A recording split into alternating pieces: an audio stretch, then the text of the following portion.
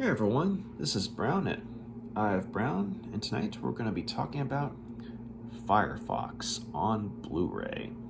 So this is actually a double feature Blu-ray, one film being Firefox and the other being Heartbreak Ridge, and I'll be watching and reviewing Heartbreak Ridge at some point in the future, but Firefox is something that I've been wanting to see for a bit now. If for nothing else, the idea of an actor like Clint Eastwood, their classic tough guy, the same guy who was in classic movies such as Dirty Harry, The Good, the Bad, the Ugly, Unforgiven, and Gran Torino. This guy, being in a movie that involved science fiction in some way. I mean, I was intrigued by that, and also I remembered that when I was younger, I got to see a scene from the movie. I was over at my dad and my stepmom's, and Dad, he calls me over. He's like, Brown, check this out.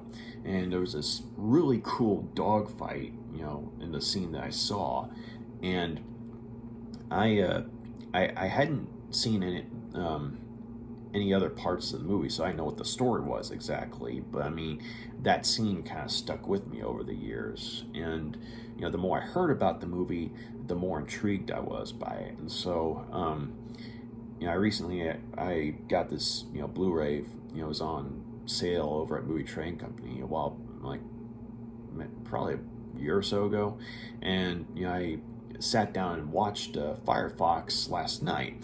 And it was my first time seeing the movie all the way through, and it was a pretty cool movie. First 2/3 are, a rather suspenseful, Cold War espionage thriller. But then, the third act, that's where, the minor element of science fiction works its way into the story. And the two actually, go hand in hand, rather well together. And so Firefox was made in 1982, and it was directed and produced by Clint Eastwood, and it was based on a 1977 novel of the same name by a writer named Craig Thomas. And the screenplay was by two guys named Alex Lasker and Wendell Wellman. And so the story of Firefox focuses on a former U.S. Air Force major by the name of Mitchell Gant, who was shot down during the Vietnam War and was in fact taken prisoner. But he was rescued, and unfortunately, during said rescue, he witnessed up close, deaths of several civilians who were unfortunately caught in the crossfire. Namely, there was a firebombing, by American airplanes against the Vietnamese forces, and unfortunately, it wasn't just enemy soldiers who were killed. It was women and children as well. And one of the things that's severely haunted Gant, ever since this time is, his memory of, he made eye contact with this little girl, and shortly thereafter she's caught in this inferno, and he saw that up close, and it's something that's basically haunted him ever since. And so he's been affected with PTSD ever since, and he's lived off the grid. He's got this cabin out in the country, but one day he's brought back, or he's called back in by this sort of group that's made up of both American personnel and British personnel and military personnel, and they have handpicked him for something that may well be a suicide mission, and they're aware of his PTSD issues, but at the same time, they want him specifically because it turns out that they need someone to go behind enemy lines, namely into Russia, to steal this prototype airplane called a MiG-31, codenamed Firefox. And the Russians have, originally, as far as intelligence was concerned, the Firefox wasn't even supposed to have been built yet. But it turns out, I guess the timetables were jumped up, and so they've already got at least one working model. And basically, the Firefox, its capabilities include being able to go at Mach 6 hypersonic speed, and it's also got radar invisibility, and most importantly of all, it has thought-controlled weaponry, albeit the thoughts that go into controlling the weaponry literally have to be in Russian. So, as another character says, you have to think in Russian. And so, and the reason that they want Gant for this mission to go and steal a plane is because not only was he a pilot, but he also had a Russian mother who, along with teaching him English, or raising him up to speak English, also raised him to speak Russian as well. And so he is fluent in Russian. But he also happens to have the closest approximation in size and build for the Russian pilot who will be flying the plane. And so, mainly because of his, size and build being a match, that's the reason that they went with Gant, for this mission. And so the idea is that once he gets into Russia, he'll be operating under a false identity, and he'll make contact with a crew of or a group of Russian dissidents who are fighting against the KGB. And so, but from there, he'll be on unfamiliar territory, and he'll be having to follow the instructions of these Russian dissidents every step of the way, because the KGB will be onto things like a hawk.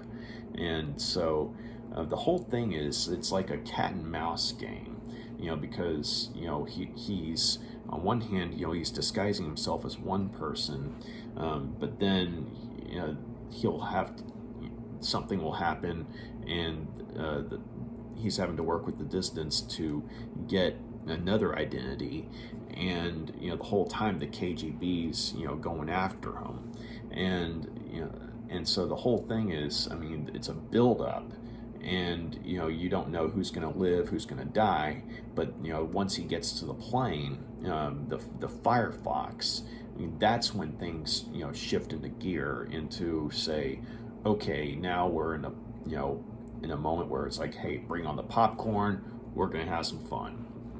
So this was actually a pretty cool movie. It was better than I thought it was going to be. The level of suspense that they were able to bring into it, namely when the character of Gant is on unfamiliar territory and is put in a spot of vulnerability, in the sense that he doesn't have full control of the situation he's in. Like, he's having to literally rely on people who may or may not be his allies, the Russian dissidents. He has to rely on their help to, stay a few steps ahead of the KGB, and the fact that you never know when the KGB is going to be right around the corner, because they're constantly checking everyone for papers and what have you, and that was one of the things that I liked about the movie, is that I've never been to Russia or anything like that, and obviously I was too young to have been to Russia when this movie came out. It was made before I was born. But from what I've seen about Russia, back then, it seems like they did a pretty good job of, depicting, what the, Russia of then was like, as in, with, that was being run by the KGB, where they were in full swing, and it seemed to be a pretty, spooky place. And apparently they actually filmed a lot of the Russia scenes in New Zealand, and they did a pretty good job of making it look like it was set in Russia, though. So that was pretty cool. But basically there were moments where agents of the KGB, they'd be constantly stopping everyone, checking everyone, and they're constantly spying on people, their own citizens and what have you, and considering that the American government in some respects kind of does the same thing. It was kind of eerie, seeing how intense the KGB was, in terms of how they had everyone under a microscope, and then you see what's going on today with the American government keeping an eye on its own citizens. As in spying on its own citizens. Pretty spooky parallels. But I appreciated seeing how Russia was, or at least a depiction of how Russia might have been back then. And also another thing I liked was that whenever it showed the Russian military at work, whenever you saw them trying to basically put the puzzle pieces together and trying to figure out, okay, what's going on, why is this guy coming into the country, because obviously he's an enemy agent, but what does he want? And once they figure out what he wants, as in the Firefox,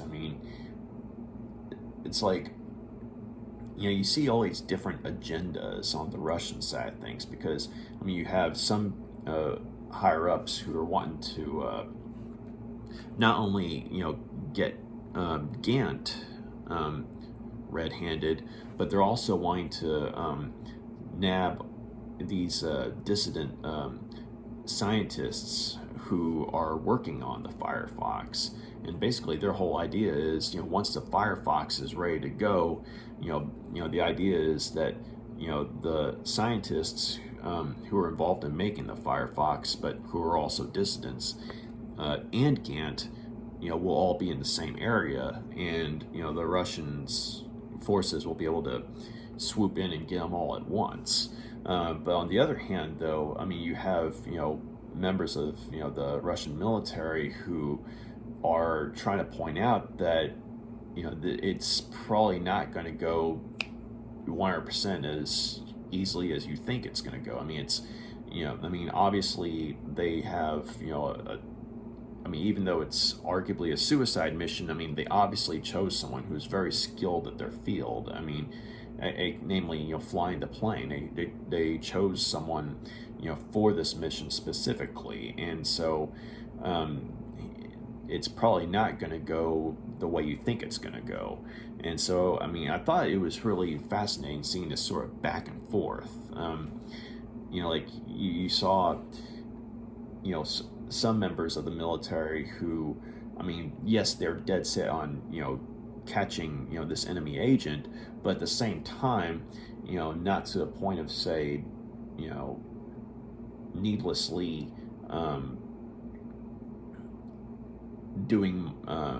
causing more damage than necessary. and it was this, compare and contrast, between, the two different mindsets as far as, I guess you could say, the Russian military goes. I mean, the government versus the military. So I thought that was pretty interesting. And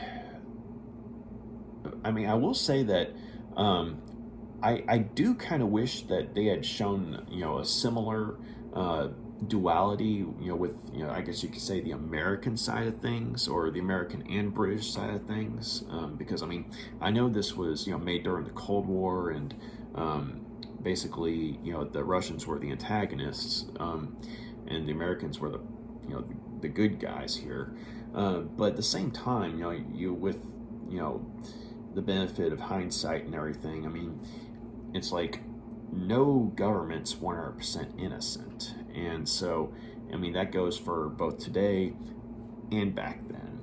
And so, I mean, I really think that it would have been more interesting if, they'd had maybe some element of, a similar type of duality with, the depiction of the American government in the movie. Because, I mean, it's cool that they showed it with the Russian side of things, but it would have been better, I think, if you'd seen it with the American side, because it also made me think of like the first season of the TV show from the 80s, Airwolf.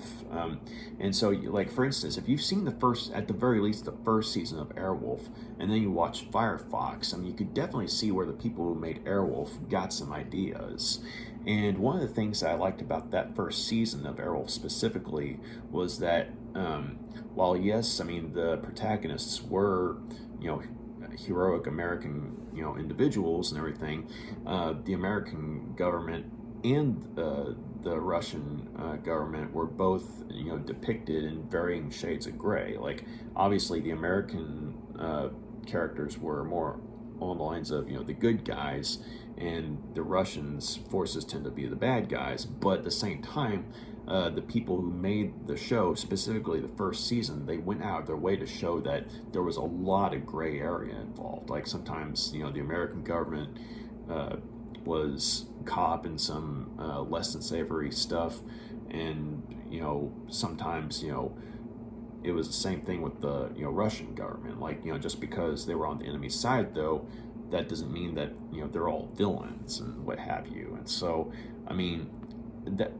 I'm sorry, just I know that I'm kind of going back and forth here, but it just, like I said, if you watch, Airwolf, or at least the first season, you could definitely tell where they got some ideas from Firefox. I think, at the very least, that first season did a good job of showing that duality, of, as far as, the governments depicted, both the American government and the, Soviet government. But yeah, so I liked seeing, how things were portrayed in that regard. They could have been better in some respects, but for the most part, they did a good job of setting up a hostile environment for the character of Gant to, be in. And because he was in unfamiliar territory, I think that Clint Eastwood did a good job of, showing Gant as someone who, I mean, while yes, was certainly a skilled, fighter pilot, when it came to, say, human interaction, I mean, he had his problems because, I mean, one hand, he has PTSD and is triggered by certain things, which, I mean, obviously proves to be a problem on more than one occasion, but two, because... I mean, he's tried to avoid people for a number of years, and is being thrown into a situation where he's having to interact with people. You definitely see, some anxiety and uncertainty with his character, and I thought Clint Eastwood did a good job with that. I mean, there's still like an element of the classic tough guy, that he's known to play in most of his movies, but at the same time, I like that, Clint Eastwood was playing a character who actually had some vulnerability to him. I mean, I will say that in the moments when he's having the PTSD attacks, I mean, I felt like, they weren't bad, but I felt like in some ways they felt kind of staged. I mean, I know they're staged for a movie, obviously, but I mean, I mean, sometimes like some actors are really good at depicting someone going through a PTSD episode, and others it feels more put on. And unfortunately, I mean, I think that when it came to depicting the PTSD moments themselves, Clint Eastwood could. I mean, he was good in the movie itself. I mean, he was good as his character. He did a good job at portraying confusion and uncertainty with the situation he was in. But when it came to the actual PTSD moments, I felt like they could have done better with that, to feel, I guess, more organic. But I mean, for the most part, though, I liked how they went for that type of character, though. I mean, especially Clint Eastwood going for that type of character. And one thing though that I think they could have done better with was whenever they have people who are Russian talking or speaking, for the most part it's in badly accented English. Like they're trying to come across with foreign accents, but it sounds sort of cartoonish at times. I mean, not all the way through. Like the actors, I mean, they're all good, but it's just there are moments where the accents come across as over dramatic or overdone, and also I think that if they had done something like, say, what they did in the movie Hunt for October, where the characters, the Russian characters start off speaking in Russian, but then you have that moment where the camera kind of zooms in on that one guy who's reading from a book, and then it zooms out and the guy's speaking in English. I mean, I thought if they could have done something like that, I feel like it would have done a better job of selling that, hey, these are Russians, but instead it's just kind of a staple of the time. You have actors basically using badly accented English for foreign accents. So I mean, to be fair, it's something that was fairly common for the time, but it was something that there were a few occasions where it kind of took me out of it. But for the most part, though, I guess because of the fact that the actors themselves were actually good, and the screenplay tried to make some attempt at showing nuance and complexity with certain characters, I was able to, for the most part, overlook it. A couple of the characters, like some of the dissidents, I mean, you find out what their motivations are as to like why they're going up against the KGB and what have you. So at the very least you get that. But I mean, I did like how there was also that sort of clash of philosophy and ideals in between Gant and some of the Russian dissidents he's working with, because while he's loyal to his country, I mean, he's not wanting to lay his life down for it, because while he is aiming to complete his mission, I mean, he doesn't want to just throw his life away. Whereas, in his eyes, these Russian dissidents, the ones who are going against the KGB, it's like they are willing to sacrifice their lives at the drop of a hat if they have to. And it's like, to him, they're just throwing their lives away. And so to them, though, it's like, you don't understand. I mean, you have the freedom, to be confused. We don't. And so I thought that was actually kind of an interesting, I guess you could say, compare and contrast. And so, yeah, I mean, I really liked the whole Cold War aspect to it that you saw here. I really liked how there were some genuine moments of tension. Like, so there are moments where, I mean, that were a lot more suspenseful than I thought they would be. of course, then you get to the last third of the movie, and you get to see the Firefox in action. You get to see Clint Eastwood in the plane in action.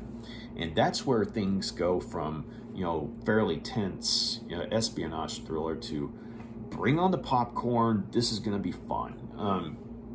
That's where, the special effects team, led by John Dykstra, I think is how you say his name, or Dykstra. It's Dykstra or Dykstra, but anyway, he was the guy who had a lot to do with the special effects in the original Star Wars movies, and he's also done some special effects work for several comic book movies.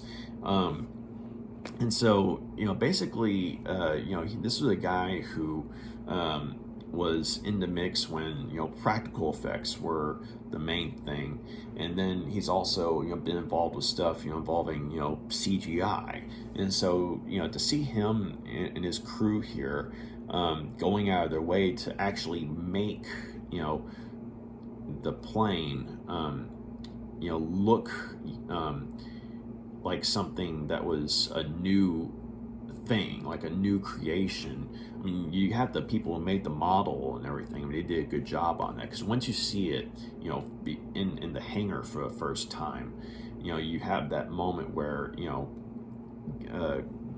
Gant is just kind of, he's walking along, he's in disguise, he's pretending to be a Russian military officer, but then he's walking along and he's looking at the plane. You could tell how awestruck he is by it, but at the same time he's trying to keep moving along, so he doesn't draw attention to himself. But when you see the plane for the first time, it's just like, wow. I mean, they did a really good job of putting it together, and but then once you actually see it in action when it's flying, and the John Dykstra's special effects crew, it's like they did a really good job of using like model or like, I guess you could say model airplanes, or a model airplane for it. And so when it's moving along and what have you, I mean, it looks like something almost alien in comparison to, say, I guess you could say the more realistic airplanes that were in the movie. But also, one of the cool things is that whenever you see the plane flying over a landscape like snow or water, I mean, you actually see debris and stuff flying up. Like if he goes over a body of water or something like that, you see these trails just whoosh, and it's really cool to see. I mean, when you consider that the plane's going Mach 6, and planes flying over terrain, I mean, they do that already, but to see it to such an extent, I mean, it's pretty cool. And also it's like whenever you see it flying through the clouds and what have you, they do a good job of making it look real. I mean, you could tell you're looking at a model when it comes to the airplane, but they do a good job of making it look like the plane's actually flying through the clouds and what have you. I mean, there were several moments where I'm watching the movie, and it's getting to this point, and whenever Clint Eastwood's in the Firefox and doing its thing, it's just like, I had several moments where I was just like, whoa. I mean, that's how good it looked. The other thing I think that helps with this portion of the movie was the score by Maurice Jarre, who is the same composer who gave us the score for the classic movie Dr. Zhivago. I've only seen parts of that movie, but I want to see the rest of it, and I've heard some of the music, so it's like, yeah, that guy working on a Clint Eastwood movie with some science fiction, pretty good. And then you had the guy who was involved with a lot of the special effects from Star Wars working on the same movie, and so it all turns out to be a pretty cool combination. And I think there were another thing I appreciated about I guess you could say the dogfight portion of the movie is the fact that much like when Gant is on the ground, before he, gets to the Firefox, I mean, he has those moments of vulnerability. That also applies to him in the air, because for the most part, I mean, because of the training that he was put through before going on the mission itself, I mean, he has some familiarity with, how the Firefox works, but because of his issues with PTSD, I mean, there are moments where, I mean, he freezes up or something like that. And so, I mean, even though, yes, it's Clint Eastwood playing the protagonist, and you can almost guarantee that he's going to come out on top, I mean, it's not like a clear-cut, no struggle at all victory. I mean, it's like the guy's having to fight his own demons while piloting this plane, while thinking in Russian when trying to fire the weapons. And so that was actually, and that's I was going to say, that's the other thing. The way they, portrayed the thought-controlled weaponry, I mean, that was pretty cool, because, I mean, as I say in the movie, you can't just, think in English, and the computer automatically, translates to Russian. No, it's like the way they set it up, it was built for Russian pilots. And so, you think whatever language you speak, that you grew up speaking. And so, Clint Eastwood's character literally has to think in Russian for the weapons to work. And so, I mean, that was, a pretty cool twist. And as far as, the sci-fi side of things, I mean, it within the context of the movie, it actually worked, in my opinion. They did a pretty good job of, having like this, real world,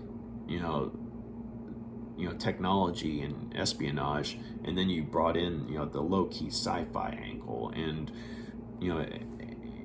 it works. And plus, I think they've, in some ways, in terms of modern technology today, they've actually come, in some ways they've come close to, being able to do stuff like that. Maybe not to the extent it's shown in the movie, but I mean, the fact that they've come this far in real life, you look at, that aspect, from the movie, and compare it to what's going on now with, new innovations and everything. I mean, and the things that you see with the Firefox in the movie come across as a little more feasible in some ways. But yeah, so this was a really cool movie. I also thought it was really neat how you got to see some familiar faces, like the great actor Freddie Jones. He played the head of the British side of things, who was putting the mission together. But I mean, he's been in movies like Dune, Elephant Man, Kroll, just a really good actor. And so when I saw him, being the guy who, was, helping Gant, to, come up with this disguise and everything, and, telling him the specifics of, the mission and everything, I was like, Freddie Jones and what have you. And so, yeah, like everyone in the movie did a really good job. It's just like, it was really, cool seeing a lot of familiar faces. And Clint Eastwood, of course, it was kind of like in a cast of characters with all these people, and it was just really cool, to see in that regard. But yeah, I'm going to go ahead and, give Firefox, 4 out of 5 stars. This was actually a good movie. Some things could have been done better, but considering, when this movie was made, I think they, in some ways, did as well as they could at the time. But if it were remade today, those things I touched on, I think, they probably, try and improve upon. But especially for when this movie was made, I mean, it's a pretty good movie. I mean, first 2/3, a fairly suspenseful, espionage thriller. And then the last third of the movie, that's when you get your, low-key sci-fi, bringing out some really cool aerial combat scenes. And so, also, I was going to say is that while the special features on the Blu-ray itself, are modest and in quantity. You have a basic trailer, and then you have your making of featurette, which, to be fair, is more than a little informative. I will say that the people who put this movie together for Blu-ray, I like that they actually went with the widescreen format, because if you talk to people who saw the movie in the theater, they said, that's basically how the whole widescreen was. It was done in like widescreen, but also just that watching it on full screen is too confining. Like, you aren't able to get the full scope of the special effects and how awesome they are if you see it on full screen. Whereas with the widescreen, though, you're just blown away at how amazing it all looks when it gets to the part where the Firefox is in action. And they weren't lying. They actually, everything looks clear when it comes to these scenes, like pristine. It looks like you're actually flying over all this terrain and everything. It's just amazing. And so I wish I could have seen Firefox when it came out in the theater, but seeing it on widescreen is, by all accounts, a pretty good, a duplication of that experience. Because literally, when it came to this part of the movie, I was just like, whoa! Several times. So yeah, I wish there could have been a few more special features, but at the same time, considering the fact that they made the movie look as good as it did for the Blu-ray. I was like, okay, pass. Y'all, you guys passed. So yeah, like I said, 4 out of 5 stars. This was, a pretty cool movie. It was better than I thought it would be. And, if you're a Clint Eastwood fan, definitely check it out. If you like, Cold War era type stuff, definitely check it out. Or aviation in general, check it out. So, yeah, thank you for taking the time to check out my review. Y'all got any questions, comments, drop a line, let me know. And if you like what you see here, please feel free to like and subscribe. And y'all have a good night. Bye.